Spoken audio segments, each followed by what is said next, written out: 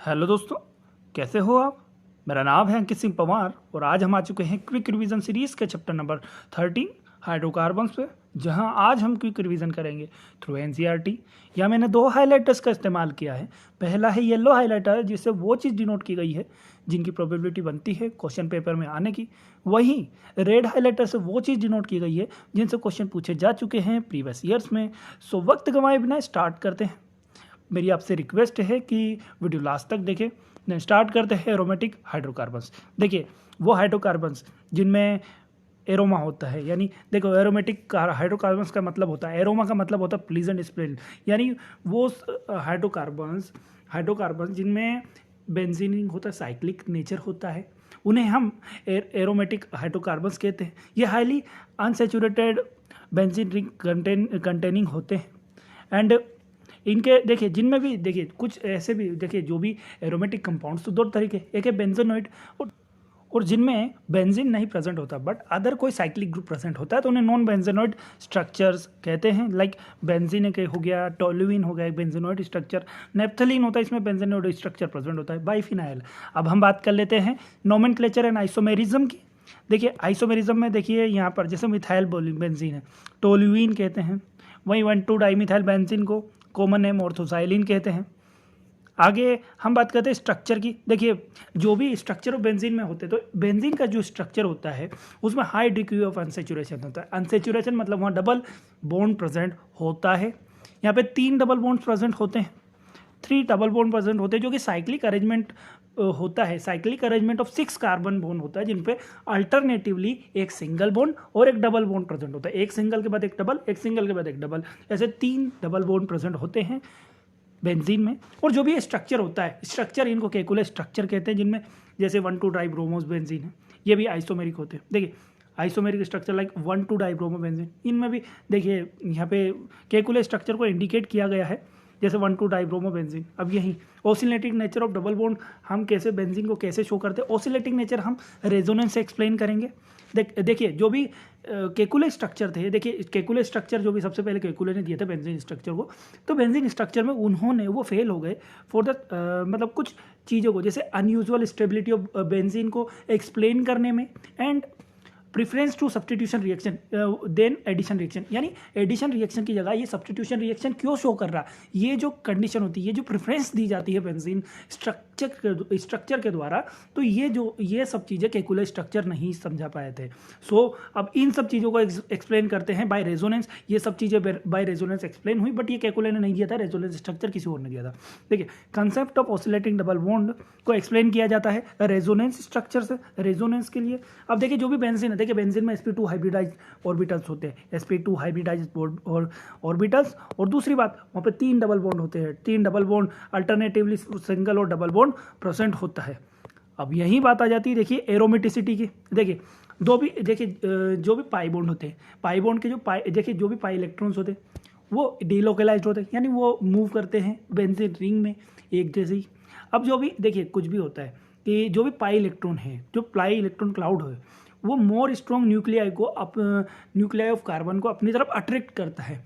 क्यों? क्योंकि वो स्टेबिलिटी, देखिए जो भी पाई इलेक्ट्रॉन है वहाँ पे इलेक्ट्रॉन डेंसिटी ज़्यादा है, यानी वो न्यूक्लियोफाइल को या इलेक्ट्रोफाइल को, या कभी इलेक्ट्रॉन डेंसिटी प्रेजेंट है तो इलेक्ट्रोफाइल को वो अट्रैक्ट करेगा या किसी न्यूक्लियाई को अट्रैक्ट करेगा। देन देखिए जो presence of delocalized electron in benzene makes it more stable than hypothetical cyclohexane, यानी जो पाई इलेक्ट्रॉन का प्रेजेंस यहाँ पे मोर जो भी बेंजीन है, बेंजीन को मोर स्टेबिलिटी प्रोवाइड करेगा, क्योंकि कोई भी इलेक्ट्रॉन डोनर इलेक्ट्रोफाइल आया तो वो इलेक्ट्रॉन देगा ही, ड्यू टू पाई इलेक्ट्रॉन वो अटैक करेगा एंड पाई इलेक्ट्रॉन देता। जैसे कुछ पाई डोनेटिक जो भी इलेक्ट्रॉन डोनेटिक होते हैं बेंजीन में, इलेक्ट्रॉन डोनेटिक, यहाँ पे हम इलेक्ट्रॉन विड्रॉइंग की भी बात करेंगे, सब करेंगे, आगे बात करते हैं। बट अभी हम बात कर लेते हैं सबसे पहले एरोमेटिसिटी की। तो एरोमेटिसिटी की कंडीशन क्या होते हैं? देखिए जो भी बेंजीन रिंग है या बेंजोनोइड जो स्ट्रक्चर, वो ज़रूरी नहीं है कि एरोमेटिक हो, एरोमेटिक के लिए कुछ कंडीशन होती है। उन कंडीशन को कैसे फॉलो, कौन कौन सी कंडीशन होती है? पहली कि वो प्लेनर होना चाहिए, यानी उनमें प्लेनरिटी होती है, प्लेनरिटी होनी चाहिए। sp2 हाइब्रिडाइजेशन एक प्लेनरिटी का एग्जांपल है। देन दूसरा complete delocalization of pi electron in a ring, यानी एक रिंग में डीलोकलाइजेशन मतलब जो भी पाई इलेक्ट्रॉन का मूवमेंट फ्रीली होना चाहिए साइक्लिक स्ट्रक्चर में। एंड दिस जो था कि वो हकल रूल, यानी 4n+2 पाई रूल का जो पाई इलेक्ट्रॉन का जो फॉर्मूला है वो फॉलो करे, हुंड रूल को हक्कल का रूल को फॉलो करे। तो हक्कल रूल में जब हमें एन होता है इंटीजर वैल्यू, डिपेंड करता है कि नंबर ऑफ यहाँ पे कितने बेंजीन स्ट्रक्चर, मतलब यहाँ पे कितने डबल बॉन्ड है उसके हिसाब से n is the number of integer. देखिए अब ये तीनों कंडीशन जब पूरी हो जाती है तब जाके एक स्ट्रक्चर एरोमेटिक कहा जाता है। जैसे बेंजीन है, बेंजीन में प्लेनर है, डीलोकलाइजेशन ऑफ इलेक्ट्रॉन है और हक्कल रूल को फॉलो करता है। वैसे ही साइक्लोपेंटाडाइलाइन इन या साइक्लोहेप्टा ट्राइइनाइलिन, इन सब में N1 है, यानी यहाँ पे बेंजोनेट, यहाँ पे N की वैल्यू 1, पाई इलेक्ट्रॉन यहाँ पे 6 पाई इलेक्ट्रॉन है। तो यहाँ से हमें पता चल जाता है N की वैल्यू 1, यानी यहाँ बेंजीन स्ट्रक्चर कितने हैं। अब यही बात करते हैं N=2, N=2 कितने बेंजीन स्ट्रक्चर 2 है, तो यहाँ पे 10 इलेक्ट्रॉन है, तो हक्कल रूल को फॉलो करेगा। वहीं एंथ्रासिन और फिनान्थ्रिन्स में यहाँ पे भी N=3, 3 बेंजीन स्ट्रक्चर हैं, तो यहाँ पे कितने इलेक्ट्रॉन हैं। अब यहाँ पे प्रिपरेशन ऑफ बेंजीन पे आ जाते हैं। देखिए प्रिपरेशन ऑफ बेंजीन, सबसे पहले देखिए जो भी बेंजीन है, देखिए सबसे पहले हमने पढ़ा अभी कि इथाइलिन साइक्लिक पॉलीमराइजेशन इथाइन में, पिछले लेक्चर में हमने पढ़ा साइक्लिक पॉलीमराइजेशन में इथाइन से हम बेंजीन को ऑब्टेन कर सकते हैं। दूसरा, डीकार्बोक्सिलेशन ऑफ एरोमेटिक एसिड, यानी sodium salt of benzoic acid को हीट कर लिया गया अलोंग विद सोडा लाइम, तो उससे बेंजीन ऑब्टेन हो गया। यानी यहाँ पे sodium salt of benzoic carboxylic acid से हमने NaOH और CO को, यानी जो कि सोडा लाइम होता है, सोडा लाइम को हीट कर लिया, बेंजीन ऑब्टेन हो गया। वहीं रिडक्शन ऑफ फिनॉल की बात कर लीजिए। देखिए फिनॉल को हमने रिड्यूस कर लिया in the presence of by passing it's vapour over zinc dust, यानी जिंक डस्ट के ऊपर हमने फिनॉल के वेपर्स को पास कर दिया, तो जिससे जो फिनॉल होता है रिड्यूस हो जाता है बेंजीन में, बेंजीन फॉर्मेशन होता है benzene on reaction with zinc dust. अब यह फिजिकल प्रॉपर्टीज़ की बात कर लिए। जो भी एरोमेटिक हाइड्रोकार्बन्स होते हैं वो पोलार होते हैं, या उनकी एक कैरेक्टरिस्टिक एरोमा होती है। एरोमा मतलब सुगंध होती है। लाइक जो नेप्थलीन बॉल्स होती है, नेप्थलीन बॉल्स टॉयलेट्स में भी यूज़ होती है और कपड़ों को भी कपड़ों के प्रिजर्वेशन के लिए भी यूज़ होती है। अब केमिकल प्रॉपर्टीज़ की बात कर लीजिए तो देखिए एरीन्स जो भी होते हैं, एरोमेटिक हाइड्रोकार्बन्स होते हैं, ये इलेक्ट्रोफिलिक सब्स्टिट्यूशन रिएक्शन को फॉलो करते हैं। ये वही कैरेक्टरिस्टिक फीचर है इनका। स्पेशल कंडीशन में ये एडिशन रिएक्शन और ऑक्सीडेशन रिएक्शंस भी शो करते हैं। सबसे पहले हम पढ़ते हैं यहाँ पे electrophilic substitution reaction. Electrophilic substitution में सबसे पहले आता है नाइट्रोजन, दूसरा आता है हेलोजिनेशन, तीसरा आता है सल्फोनेशन, फिर Friedel-craft alkylation and acylation, Friedel-craft acylation. इसमें क्या होता है कि एक इलेक्ट्रोफाइल अटैकिंग रिएजेंट होता है, इसलिए यहाँ पे इलेक्ट्रोफिलिक सब्स्टिट्यूशन रिएक्शन होता है। सब्स्टिट्यूशन में हमने पढ़ा कि वहाँ पे एक हम पढ़ते हैं कि वहाँ पर एक तो न्यूक्लियोफाइल होता है, दूसरा लिविंग ग्रुप होता है, दोनों का बॉन्ड बनता है। यहाँ पे सब हम आगे आने वाले फर्दर चैप्टर्स में इनको ब्रॉडली हम इस पे यहाँ पे अच्छे से एक्सप्लेन करेंगे। वहीं आप नाइट्रेशन पे आते हैं तो नाइट्रेशन में क्या होता है कि जो भी कंपाउंड होता है उसको हीट किया जाता है, बेंजीन रिंग होता है हीट किया जाता है with a concentrated mixture of nitric acid and concentrated sulphuric acid. जब बेंजीन को इनसे हमने ट्रीट कर लिया तो उससे नाइट्रोबेंजीन बन गया, यानी बेंजीन को कंसनट्रेटेड नाइट्रिक एसिड और H2SO4। देखिए यहाँ पे नाइट्रिक एसिड NO2+ यहाँ पे बेस का काम करेगा, वहीं H2SO4 यहाँ पे एसिड का काम करेगा। ये बात आपको आगे भी और एक बार और पता चलेगी इसी लेक्चर में। वह जैसे हेलोजिनेशन की बात करें तो हेलोजिनेशन में जैसे बेंजीन का रिएक्शन हम क्लोरीन या हेलोजन के प्रेजेंस में हेलोजन से करवाएंगे in the presence of anhydrous AlCl3 anhydrous या FeCl3 FeBr3, जिससे क्या होता है कि हेलो एरिन फॉर्मेशन होता है। क्लोरोबेंजीन इसकी बात कर लीजिए। वहीं पे हम सल्फोनेशन की बात कर लेते हैं। देखिए सल्फोनेशन में क्या होता है कि जो भी हाइड्रोजन सल्फाइड, जैसे मान लीजिए कोई बेंजीन है, बेंजीन का रिएक्शन हमने फ्यूमिंग नाइट्रिक सल्फ्यूरिक एसिड, यानी जो भी फ्यूमिक सल्फ्यूरिक एसिड है उसके साथ हीट कर लिया, तो यहाँ से बेंजीन सल्फोनिक एसिड बन गया। यह भी एक सब्स्टिट्यूशन रिएक्शन है। अब वहीं बात आ जाए फ्रीडेल-क्राफ्ट एल्काइलेशन रिएक्शन। यहाँ पे एल्काइल ग्रुप जुड़ेगा, एल्काइल हैलाइड जुड़ेगा। एल्काइल हैलाइड का रिएक्शन बेंजीन से करवाते हैं, यानी बेंजीन का रिएक्शन एल्काइल हैलाइड का से करवाते हैं in the presence of anhydrous AlCl3। जैसे बेंजीन का रिएक्शन करवाया तो टोल्यूइन आंसर आया। वहीं हम बेंजीन का रिएक्शन इथाइल क्लोराइड से करवाएंगे एनहाइड्रस AlCl3 से, तो यहाँ पे इथाइल बेंजीन बनेगा। वैसे ही अब यहाँ से एक क्वेश्चन पूछा गया है कि आइसोप्रोपाइल बेंजीन जब हम क्यों पाते हैं, जब एन प्रोपाइल बेंजीन यूज़ होता है तो उसमें आइसोप्रोपाइल बेंजीन क्यों होता है, जबकि 1-क्लोरोबेंजीन क्यों नहीं होता है? क्योंकि यहाँ पे क्या होता है कि देखिए इलेक्ट्रोफिलिक सब्स्टिट्यूशन रिएक्शन है, कार्बोकेटाइन का फॉर्मेशन होगा और यहाँ पर यहाँ पर सब रीअरेंजमेंट होगा, रीअरेंजमेंट के कारण जो मोर स्टेबल प्रोडक्ट है वो फॉर्मेशन होगा, यहाँ पे मोर स्टेबल आइसोप्रोपाइल क्लोराइड है। अब फ्रीडल क्राफ्ट एसाइलेशन की बात कर लिए तो फ्रीडल क्राफ्ट एसाइलेशन में हम बेंजीन का रिएक्शन एसाइल हैलाइड से करवाते हैं या एसिड एनाइड्राइड से करवाते हैं। तो इससे in the presence of Lewis acid like LCl3, तो ल्यूइस एसिड का काम क्या होता है? ल्यूइस एसिड का काम होता है कार्बोकेटाइन फॉर्मेशन। याद रखिएगा, ये बहुत इंपॉर्टेंट, यहाँ ऑर्गेनिक में बहुत इंपॉर्टेंट एप्लीकेशन है ल्यूइस एसिड का कि ये कार्बोकेटाइन फॉर्मेशन करवाता है। अब बात आ जाती है एसिटाइल क्लोराइड की बात करते हैं। एसिटाइल क्लोराइड से रिएक्शन करवाते हैं बेंजीन का, तो उससे एसिटोफिनोन फॉर्मेशन होगा। वहीं कभी एसिटिक एनहाइड्राइड से रिएक्शन करवाएंगे तो यहाँ पे एल्डिहाइड से, यहाँ से भी एनहाइड्रेट LCl3 के प्रेजेंस में करवाते, तो यहाँ पर एसिटोफिनोन ही फॉर्मेशन होगा। यदि वहीं हम कभी एक्सेस ऑफ इलेक्ट्रोफाइलिक रिएजेंट का यूज़ करते हैं, मान लीजिए हमने जैसे रिएक्शन बेंजीन का रिएक्शन हमने एक्सेस ऑफ क्लोरीन से करवा दिया, जब एक्सेस ऑफ क्लोरीन होगा in the presence of anhydride LCl3, तो यहाँ पे जो भी LCl3, इससे क्या होता है कि देखिए सिंगल क्लोरीन तो हम जो भी नॉर्मल कंसेंट्रेशन में सिंगल क्लोरीन जुड़ता है, बट यहाँ पे एक्सेस है तो यहाँ पे एक्सेस ऑफ क्लोरीन जुड़ जाते हैं। जैसे मान लीजिए यहाँ पे फॉर्मेशन हेक्साक्लोरोबेंजीन का हो गया, यानी बेंजीन का रिएक्शन क्लोरीन से करवाया था, एक्सेस ऑफ क्लोरीन से करवाया in the presence of anhydride LCl3, तो वहाँ पर हेक्साक्लोरोबेंजीन फॉर्मेशन हो जाता है। अब यहाँ mechanism of electrophilic substitution reaction की बात कर लिए।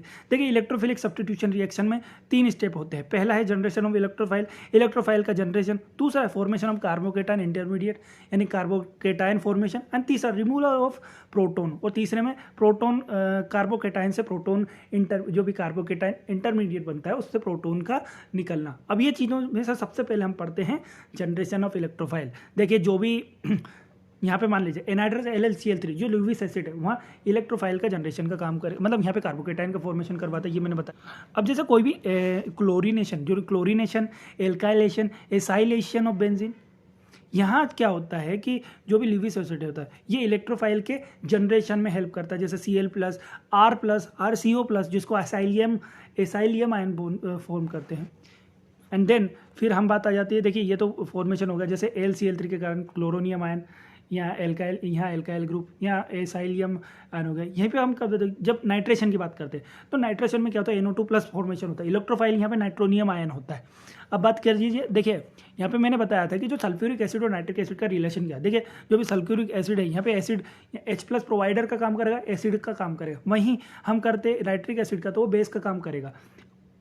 अब यहाँ पे ये एक सिंपल एसिड बेस रिएक्शन होता है, इक्विलिब्रियम होता है। अब हम बात करते हैं, देखिए पहली स्टेप में तो इलेक्ट्रोफाइल का फॉर्मेशन, अब दूसरी स्टेप में हम फॉर्मेशन ऑफ कार्बोकेटाइन कर लेते हैं। तो यहाँ पे क्या होता है कि जब इलेक्ट्रोफाइल अटैक करता है तो यहाँ पे सिग्मा कॉम्प्लेक्स का फॉर्मेशन होता है। एरिनियम आयन में एरिनियम, जिसको हम एरिनियम आयन कहते हैं, सिग्मा कॉम्प्लेक्स बोलते हैं, इसमें क्या होता है कि जो कार्बन होता है sp3 हाइब्रिडाइज हो जाता है। अब यहाँ पे क्या होता है कि जो सिग्मा कोलेंस है, अब क्या होता है कि जैसे ही वो sp3, देखिए normally aromatic compound sp2 hybridise होता है, बट जब वो sp3 का हाइब्रिडाइज हुआ तो अपनी एरोमेटिसिटी लॉस कर देता है। इसके कारण ये क्या होता है, sigma complex loses its aromatic characteristic because of delocalization of electron at, मतलब यहाँ पे सीधी बात है, sp3 हाइब्रिडाइजेशन हुआ तो एरोमेटिसिटी कम हो गई। अब क्या होता है कि रिमूवल ऑफ प्रोटोन, अब जैसे ही देखिए मान लीजिए अब क्या होता है कि जो भी कंपाउंड होगा, बेंजीन हो तो जो भी एरोमेटिक कंपाउंड हो, अपनी एरोमेटिसिटी तो वापस रिगेन करना चाहेगा, तो ये क्या करता है कि जो अपना सिग्मा कॉम्प्लेक्स या जो एरिनियम आयन है वो प्रोटोन को लूज कर देता है, बाय द यहाँ पे टू फॉर्म sp2 हाइब्रिडाइज, यहाँ पे प्रोटोन को लूज कर दिया और इसके साथ ही हमारी जो एरोमेटिसिटी है वो रिगेन हो जाती है, और इस तरह से ये mechanism electrophilic substitution reaction complete होता है। अब बात आ जाती है एडिशन रिएक्शन की। देखिए विग्रस कंडीशन में जब एट हाई टेम्परेचर या हाई प्रेशर पे इन द प्रेजेंस ऑफ निकल कैटेलिस्ट बेंजीन रिएक्ट करेगा एंड साइक्लोहेक्सेन फॉर्मेशन करेगा, निकल के प्रेजेंस में हाइड्रोजन से रिएक्शन करेगा।